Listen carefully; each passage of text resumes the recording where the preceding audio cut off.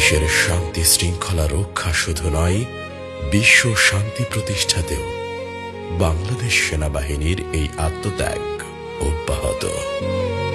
দূর দেশের মাটিতে জাতিসংঘের পতাকার নিচে দাঁড়িয়ে প্রতিনিয়ত জীবন উৎসর্গ করছেন আমাদের অকুতভয় সেনা সদস্যরা। আমার ছেলে খুব ভালো ছেলে, বেটা যেদিন মারা যাবে সেদিনও দুপুর বেলায় কথা আমার সঙ্গে। আমার ছেলে যে কাছে পেয়ারা এসে বাড়িতে একটা পেয়ারা হলে বিটিক দিবি, দুইটা পেয়ারা হলে যাবো এক দিবি, আজকে নিজে কাছে আজকে।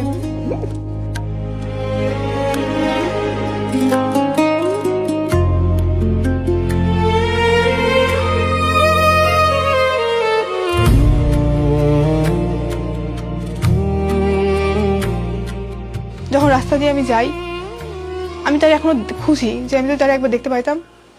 জানি এটা পসিবল না, কখনোই সম্ভব না, এটা হবে না, কিন্তু আমি খুশি। আর সব থেকে বড় কথা যে সে শহীদই মৃত্যু পাইছে, এটা সবাই সেও পায় না। আমার হাজব্যান্ড আসলে ভালো মানুষ ছিল, হয়তো সেজন্য সে পাইছে।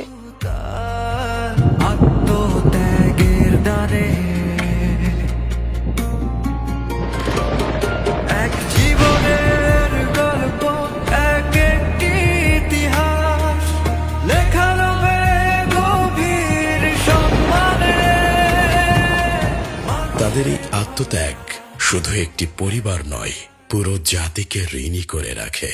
সুদানের আবিই অঞ্চলে ড্রোন হামলায় নিহত 6 বাংলাদেশি শান্তিরক্ষীকে তাদের আত্মত্যাগ ও কর্তব্যনিষ্ঠার স্বীকৃতি স্বরূপ জাতিসংঘের সর্বোচ্চ মরণোত্তর সম্মাননা ড্যাগ হ্যামারশোল্ড পদকে ভূষিত করা হয়েছে।